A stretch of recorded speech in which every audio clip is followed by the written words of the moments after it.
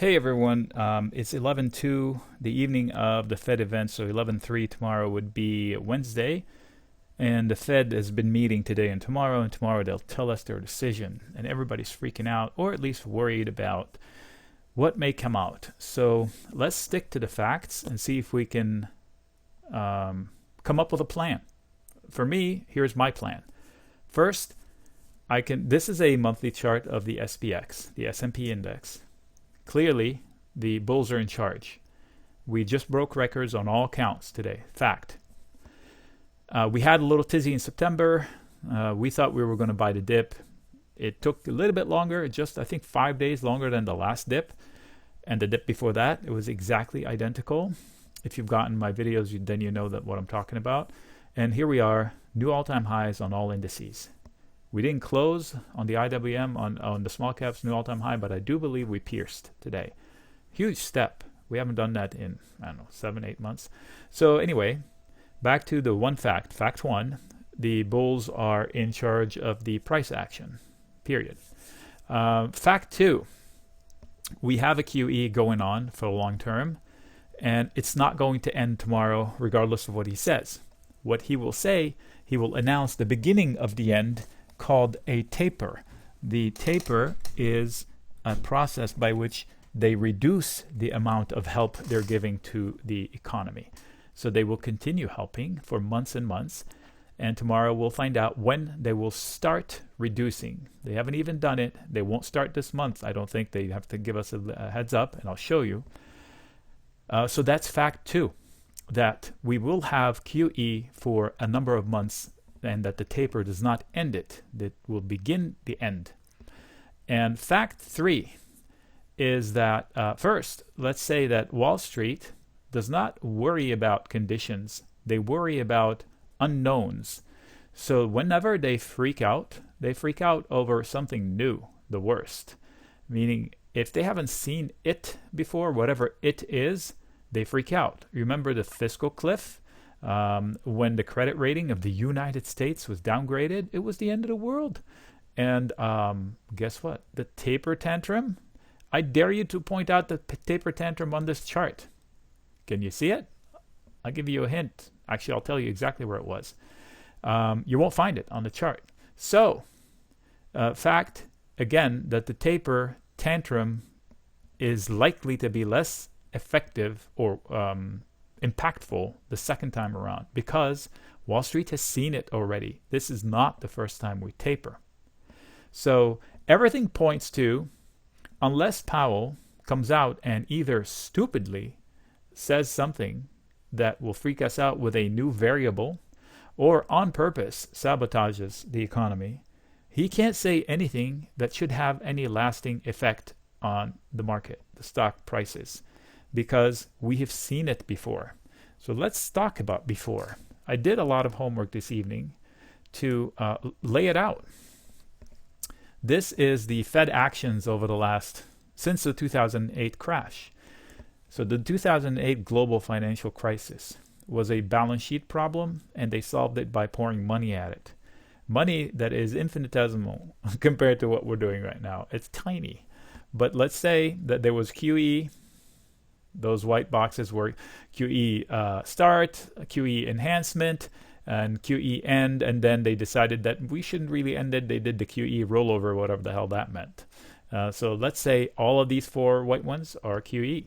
Then came QE2, and then QE2 ended. Somewhere in the middle, they started something called the Operation Twist. Ended. So the twist was for them to suppress the long-term rates, I think. Something to do with controlling inflation. So Operation Twist, I think what they're doing now is LTRO or something. The reverse repo things. They force big money banks to go into certain asset classes versus others. To kind of give them the advantage. They give them free money, basically, to incentivize them. Small percentages overnight, but when they do 1.3 trillion or whatever, that's hundreds of billions of dollars overnight for free. So far so good. And then we went in with QE3. QE3 modification, QE3 end. So when QE3 ended, they jumped into, I'm jumping here, actually, look down. Those two red bubbles, I told you can't find the taper tantrum. This is the taper announcement, and there was a taper tantrum in here. Can you see it in the market? These are monthly candles. You can't, but you can see it if I switch to the TLT, the bond market. The bond market crashed. That is a huge move for the bond market. So that's the taper tantrum. So this, folks, is tomorrow. This is tomorrow, potentially. That's what Wall Street expects. So they've seen this before. This was the announcement, and this was the implementation start. But here's the odd thing. Look how many months in between. That can't work out like that this time. He said it's going to end in the middle of next year. If that's the case, and they wait this long in between, that means they're going to be really aggressive in tapering. And that might be perceived as negative to stocks, perception. Even though the math is the same, he still has to unwind $120 billion a month. So if he does it 6 times 20, or if he does it 3 times 40, or if he does it in 2 chunks, which is insane. So he controls the impact that he has on the market. He can maliciously sabotage it. I doubt it, but he can. So what happens tomorrow? Tomorrow, 2 p.m. Eastern Time is, I believe, the schedule. They will immediately release the whole statement. Everything. Most likely you'll hear Steve Leisman read it and put his spin on it. And then the market will go crazy as he's reading. And then Mr. Powell will come out and read it verbatim. People will freak out again like it's news. It's the same stinking words they released earlier. He will take his time reading it, and then the action starts potentially in the Q&A session. They have a set of reporters that have access to him, and they're allowed to ask him questions. And when they're in rooms in their house, because they do it via Zoom, the questions might get ballsy. So anyway, this is where fireworks happen. That's when he, in 2018, made the flub and said autopilot. And I think Yellen had a similar situation where somebody asked her on her first, when she was on her first meeting when she was Fed head. She said, I don't know, 6 months. I forgot what it was about. Probably taper. But anyway, I don't know, 6 months, and the market fell out of bed. So they've all had their fair share. Hopefully he has a off-script script that he can answer he can use bottled answers from. So that's the timeline. First, they release the statement, then he reads it, and then we ask him about it.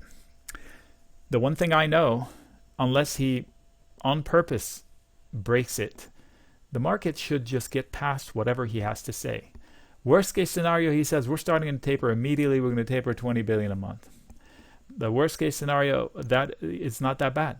The markets, I mean, how much less money is Apple going to make because of this? It's not going to impact Apple.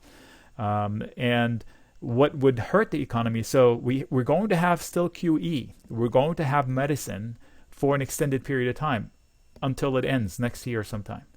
This is what we should fear, the QT, tightening. So back then, they started tapering in 2013. They didn't started tightening until 2017. So he might say something to that effect. That last time we did it, we took 3 years to get started on the tightening. This time we're going to do it in 1.5. That's still good news. Why? Because a lot of people are expecting a rate hike this coming year. So if he says 15 months, then that throws it into 2023. If he says the normalization is what they call it, like selling off assets off their books. Right now they're buying stuff. The opposite of that is the QT, selling stuff off their books, so choking the economy. When they're selling stuff, they're taking money from the market makers. So the Fed cannot lend money. What they can do is provide money, make sure the money is available for those who lend money. So they don't control rates, the interest rates that for you and me. They control the overnight lending rates, what banks use to get the money they need in order to lend it out to the economy. So the more money banks have, the more they can lend out and the economy grows. I might have a thing for it here. This is the overnight lending rate is at 0 basically. And look, the volume goes up. So more action in the economy, more activity in the economy. So the Fed cannot lend, they can provide money. So they can choke money by doing this blue stuff, normalization, which includes raising rates and selling off assets, which he was doing into 2018. And if you remember, autopilot comment in October, in November, or December, I'm not sure, he said something to, oh, we're going to normalize at an autopilot pace, meaning they're going to raise rates and cut balance sheet automatically regardless of what the data says. The markets crashed. They crashed into December, and then by January he said, by the end of December he said, I was just kidding. What I really meant is we're going to open up the QE again. Woo! And then he opened the floodgates. He stopped the normalization process immediately, and then cut rates and started buying assets. And that brings us to here. That basically was here. We're back. In 2018, we started the cycle from here, and now we have to taper again, according to him. That's what happens tomorrow. Full circle.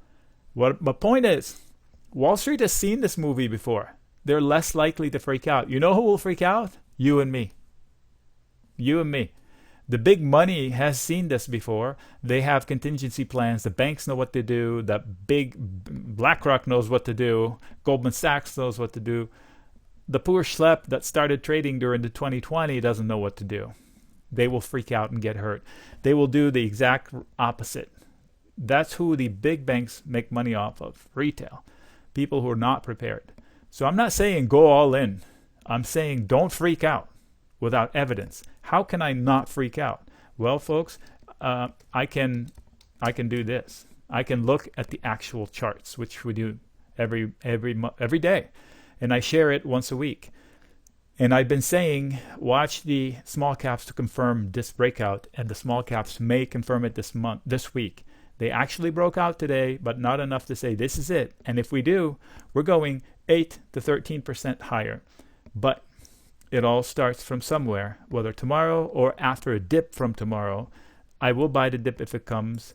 I have several levels, more videos on that. We're not in a sell the rip mode. We had one sell the rip, the second one failed, this one didn't even come close. We have been buying the dip, buying the dip. These are equal lines.